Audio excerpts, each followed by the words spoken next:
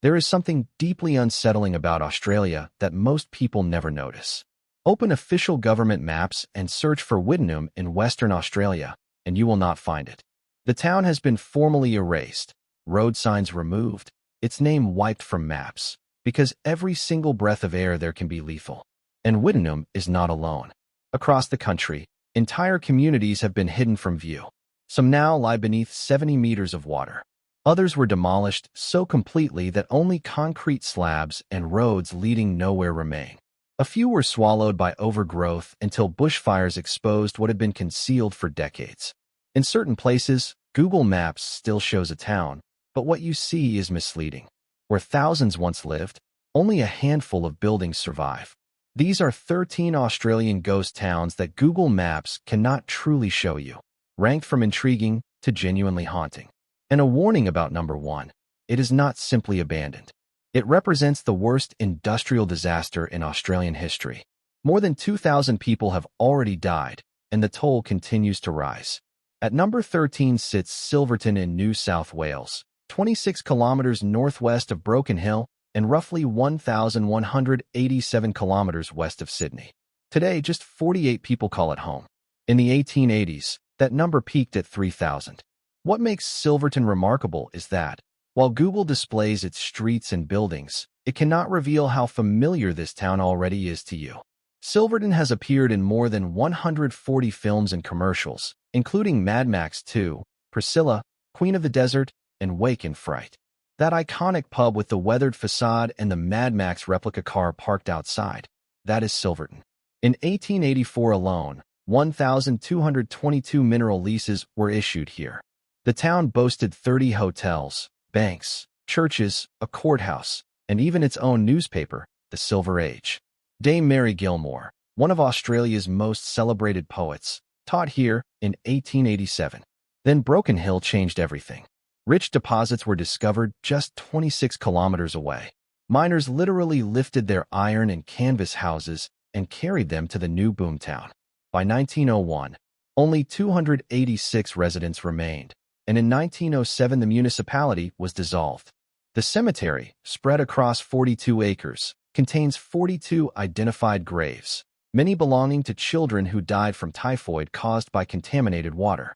Silverton is accessible by sealed road, but the outback heat is brutal and isolation is real. It lost to Broken Hill, yet won Hollywood. Today, it survives with 48 residents, free-roaming donkeys, and the lingering spirit of Mad Max. Number 12 is Valhalla in Victoria, 180 kilometers east of Melbourne, tucked into a steep valley in the Great Dividing Range.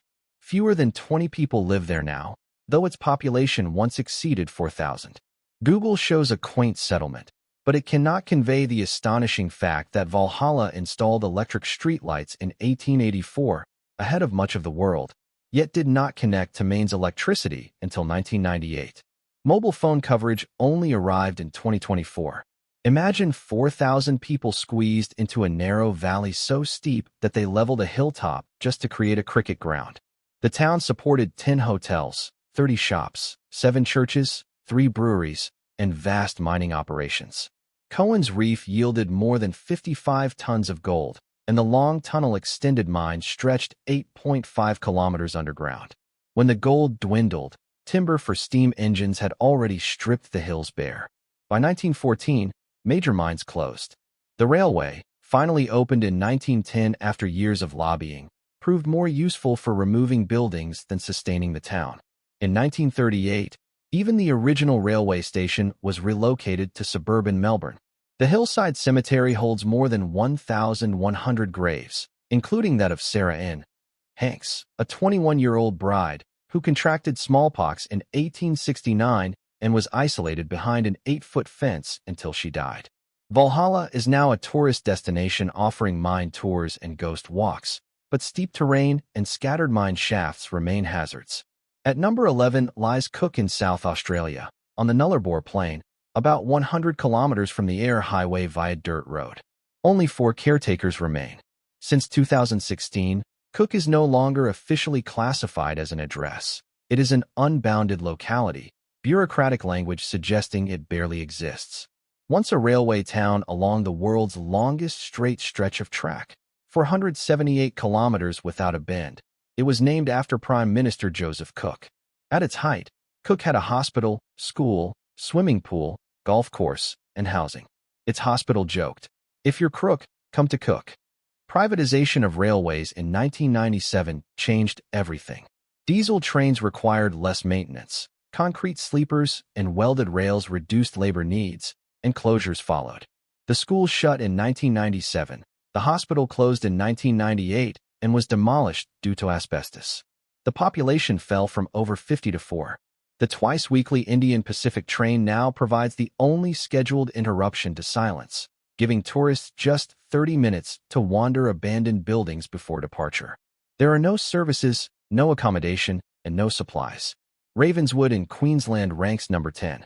Located 89 kilometers east of Charters Towers and about 1,444 kilometers northwest of Brisbane, it has 297 residents today, down from roughly 5,000. Once Queensland's first major gold capital, it boasted 50 hotels. Now only 2 remain.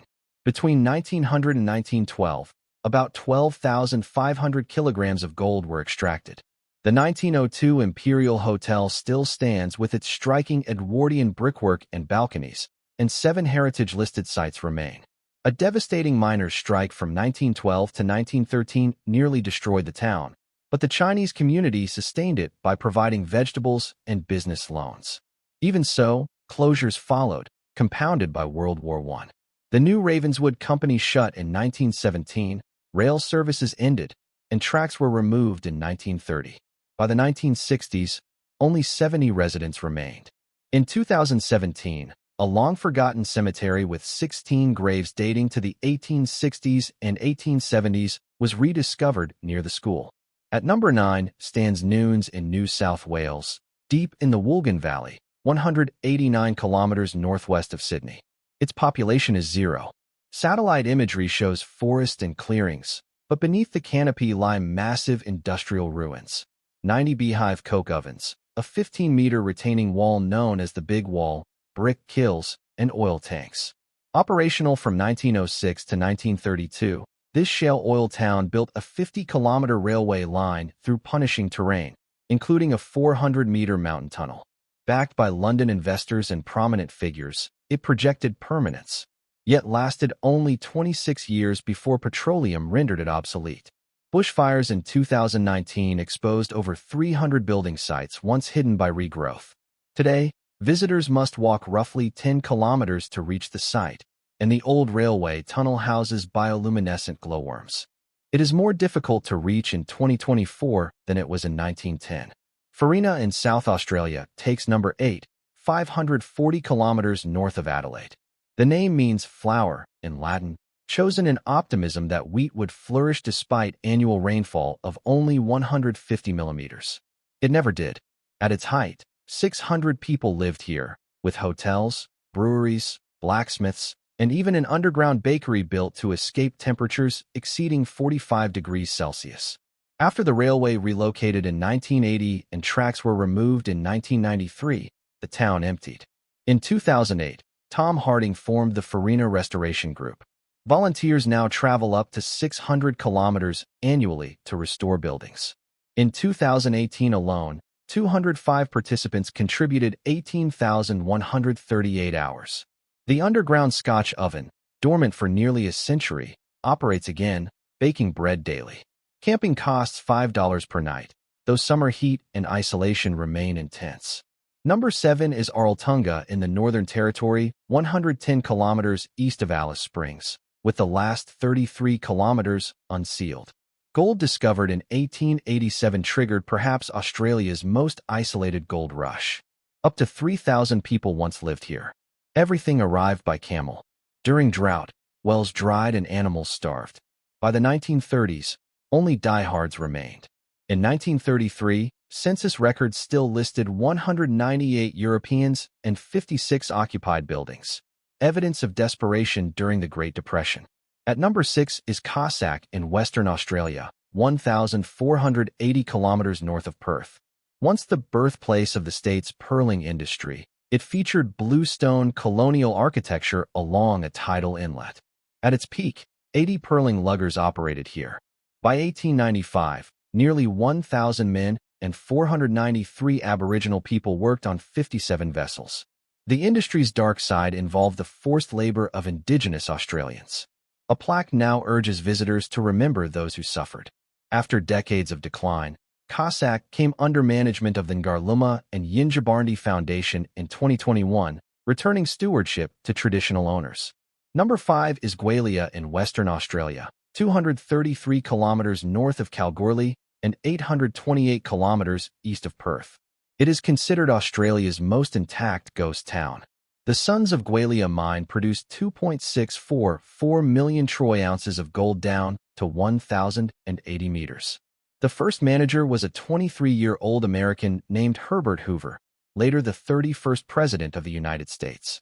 The mine closed in December 1963 after an accident, and the population fell from 1,240 in weeks.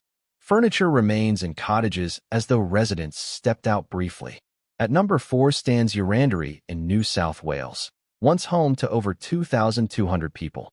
Discovered in 1871 by Billy Russell, a part Aboriginal man, and Billy George of Gundungurra heritage, it yielded 5,381,000 ounces of silver, nearly 10,000 ounces of gold, and over 12,000 tons of lead.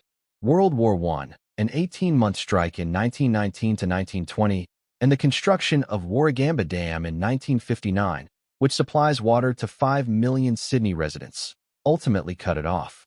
Number 3 is Mary Kathleen in Queensland, 60 kilometers east of Mount Isa. Built for uranium mining during the Cold War, it once housed 1,200 people with an Olympic pool, cinema, golf course, and hospital. When uranium prices collapsed, Australia's largest auction was held on April 11, 1983. Everything was sold and dismantled. By the end of 1984, the town was gone. Number 2 is Old Adaminaby in New South Wales, submerged beneath Lake Yucumbene as part of the Snowy Mountains scheme. When drought lowers the lake below 20% capacity, foundations and roads reappear. In 2007, at 10% capacity, former residents walked childhood streets visible for the first time in 50 years. And number 1, Wittenoom in Western Australia's Pilbara region, 1,420 kilometers north of Perth. Officially degazetted in 2007 and erased from maps, it was Australia's only significant blue asbestos operation. Between 1943 and 1966, over 165,000 tons were mined. Around 20,000 people passed through, including 7,000 workers and 7,000 children. More than 2,000 have died from asbestos-related diseases, with cases still emerging decades later. The contaminated Wittenoom asbestos management area spans 46,840 hectares, containing 3 million tons of tailings. The town was demolished in 2023, the last resident left that year. It is illegal to visit. There is no safe level of blue asbestos exposure. Midnight Oil's Blue Sky Mine immortalized the tragedy. Wittenoom stands as a warning. Over 2,000 lives lost for corporate profit, and the consequences endure. These 13 towns were once homes, with schools, hospitals, pubs, and churches. Progress brought electricity, water, gold, uranium, and pearls. It also brought erasure. Towns drowned. Towns bulldozed. Towns poisoned. The people who lived there were real, and many of their graves remain. This is not distant history. For some families, the diagnosis is still arriving. These places are not curiosities. They are cautionary tales about how industries collapse, how governments decide, and how corporations prioritize profit. What seems permanent can vanish within a decade, submerged, demolished, or wiped from maps. Every one of these towns mattered to someone, and every one deserves to be remembered.